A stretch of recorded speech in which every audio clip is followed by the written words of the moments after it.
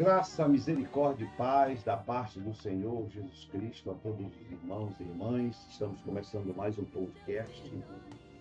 Acabamos a ministração de terça-feira e agora estamos na ministração de quinta-feira. Esse podcast, como eu falei, não tem avisos, não tem agenda. Se você quiser os avisos na agenda, veja no podcast de terça-feira. Esse só é a ministração. Estamos na 50ª semana desse tema. Nunca desista, resista, prossiga, né, do ano.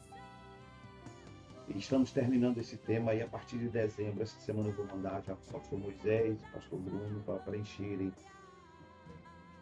os pregadores do próximo tema que começamos daqui a 2 semanas. Com a graça de Deus. Maravilha, né? Como nós dizemos também, o podcast não é o sermão, o podcast é apenas um material de apoio e ajuda ao pregador e à pregadora que precisa, alguns nem precisam, né? O podcast não é o sermão. Pode usar o material à vontade, mas ele não é o sermão, ele é apenas um material de ajuda e de apoio. Por isso, fique à vontade diante do Senhor de usar esse material. Amém? Muito bem. O nosso tema é de quinta-feira, acabamos de terça. Esteja sempre preparado, preparada para Cristo. Se é uma das coisas que eu e você não podemos relaxar, agir de forma negligente, displicente, indisciplinada, é sair e esfriar a nossa vida na presença do Senhor. Eu e você precisamos estar prontos para Cristo. Sempre aguardando que Deus nos conceda muitos e muitos e muitos anos de vida. Oro para que Deus lhe dê 200 anos de forma metafórica, expressando meu desejo. Todos que me ouvem, a mim também. Mas eu e você não podemos ser pegos desapercebidos pela graça e pela misericórdia do Senhor. Precisamos estar diante da face. Isso quer dizer sem pecados e erros? Não. Somos pecadores. Todos os dias da madrugada, quando eu me levanto para orar, eu peço perdão a Deus pelas minhas inúmeras imperfeições, falhas. Mas dentro do meu coração estou lutando para viver cada momento, cada dia, como Paulo diz, para lutar um bom combate, para manter acesa a minha fé e a minha esperança em Cristo Jesus está ao lado do nosso Senhor. Esteja sempre preparado, preparada para Cristo. Não durma, não relaxe a sua fé. Vou fazer isso aqui sabendo que está errado. Não faça. Esteja sempre preparado para estar com Cristo. E o texto coloca de 1 Pedro 1,13, palavra do apóstolo São Pedro, portanto, estejam com a mente preparada, com a vida preparada, prontos para a ação, sejam sóbrios. A palavra sóbrios aqui é serenos, ligados, firmes, não perdendo a direção da sua fé. E coloque toda a esperança na graça que lhe será dada quando Cristo Jesus for revelado. Que o Senhor Jesus abençoe o meu, o seu, nosso coração ao ler a palavra santa do Senhor. O texto que lemos enfatiza a necessidade de nós, os cristãos, nós, o povo de Deus, estarmos preparados com a mente, corpo, alma e espírito. Aqui Paulo fala a mente porque é a sede de controle. Quando ele diz a mente é porque é a sede de controle das nossas ações. A agirmos sempre com sobriedade e esperando sempre completamente na graça na dependência de Cristo Jesus e na salvação conforme a sua palavra santa e bendita.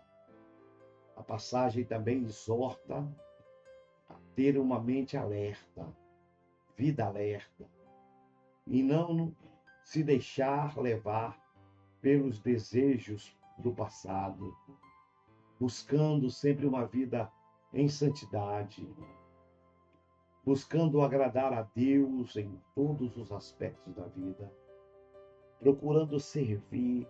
Eu estava na classe de catecúmenos, classe de discípulo de profeta, desculpe os irmãos, todo domingo eu estava dizendo para ele que o pior estado de um crente, de um membro de igreja, de um discípulo que conhece a Jesus e experimentou as benesses de Deus, é ele se tornar um crente apenas assistente de culto.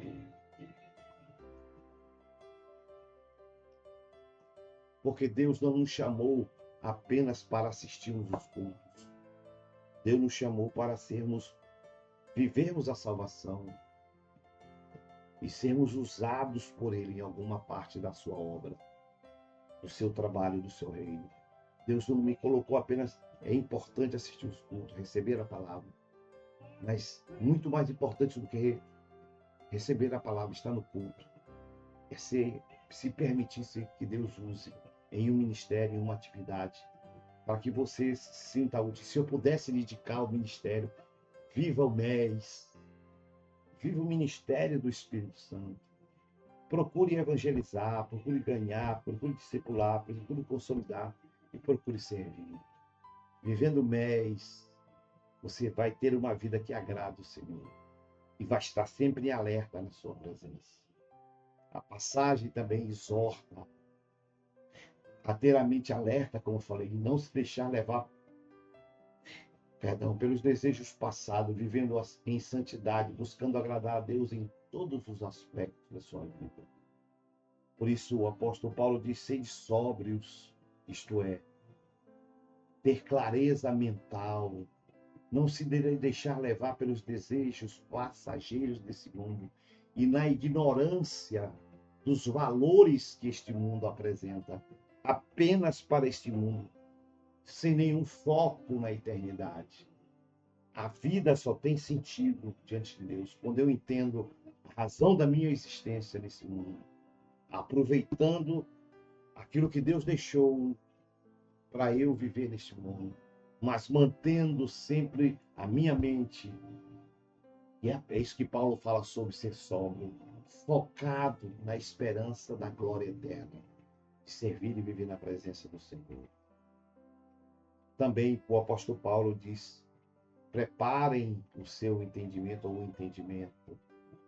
Isto é, preciso me esforçar, me empenhar para entender a vontade de Deus para a minha vida e os ensinamentos que Ele tem pela sua palavra para o meu viver, buscando sempre colocar a minha vida dentro dos parâmetros daquilo que Deus estabeleceu. A pior coisa na nossa vida é você querer viver diante do Senhor fora dos parâmetros e das definições que Deus estabeleceu para vivermos. Não faça isso. Você irá quebrar a cara muito cedo. Por isso Paulo diz: preparem o seu entendimento. Ao mesmo tempo, preciso querer buscar e conhecer a palavra de Deus para obter o entendimento. Venha para a EBFD, eu estou muito preocupado com a vida de alguns que só vão no culto à noite. Eu sei que alguns têm alguns impedimentos, algumas dificuldades, doenças, mas tem gente que não tem e não vai para a EBFD. Tem gente que falta, é displicente, indisciplinado, indisciplinada. Estou lhe dizendo, pastor, alguém com 43 anos na presença do Senhor, sem Bíblia, sem EBFD, você não cresce, você se engana. E você será um crente despreparado, desqualificado e sempre presa frágil nas mãos do inimigo. E você nunca obterá aquilo que o teu coração tanto anela e espera. Porque tu não tens forças para viver debaixo da palavra, conhecer a palavra. Não pense que você já conhece a Bíblia, que você não conhece nada. Também o apóstolo Paulo diz: espere inteiramente na graça. A esperança deve estar firmemente depositada na graça do Senhor Jesus Cristo. Que um dia toda a sua glória será revelada. E não mais apenas as coisas perecíveis desse mundo a conheceremos como nós conhecemos hoje. Mas em Cristo, pela sua graça, nós conheceremos as coisas de Deus sobre a nossa vida. Também Paulo diz: a santidade é uma consequência. A busca pela santidade não é o objetivo principal em si, mas as consequências de ter entendimento de que Jesus é o que ele fez pela nossa vida, pela nossa salvação em Cristo Jesus. E que a minha aproximação com ele depende da vida e do relacionamento que eu tenho em me distanciar do mundo e viver a santidade de Deus. Não deixe, não permita que a sua vida seja moldada pelo mundo, ou pelas paixões antigas, ou pelas paixões e práticas desse mundo. Ao aceitar Cristo como nós aceitamos, os salvos, os cristãos devem abandonar os maus desejos, os caminhos errados que nós tínhamos antes e buscarmos e abandonarmos esse caminho errado e buscarmos uma nova consciência espiritual na vida em Cristo Jesus, nosso Senhor. Por isso a Bíblia sempre nos revela: sede santos. A santidade é o chamado para ser separado da vida do pecado, do erro, e viver de acordo com o caráter de Deus, o modelo de Cristo, a ideia e o pensamento de Deus. O modelo a ser seguido é o do próprio modelo de Deus, que é santo, reto e perfeito. Ele, em Cristo, é a nossa maior referência e exemplo que eu e você. Largue as práticas, largue as amizades, aquilo que distancia sua vida da sua vida com Deus, e queira viver sempre diante da presença do Senhor. O temor aqui relatado por Paulo se refere a um profundo respeito e reverência a Deus, como um filho que tem diante de um pai amoroso. Não medo do julgamento, não medo das consequências, já que o juízo caiu todo ele sobre Cristo, e a nós sobrou as bênçãos e a graça da presença de Deus sobre a nossa vida.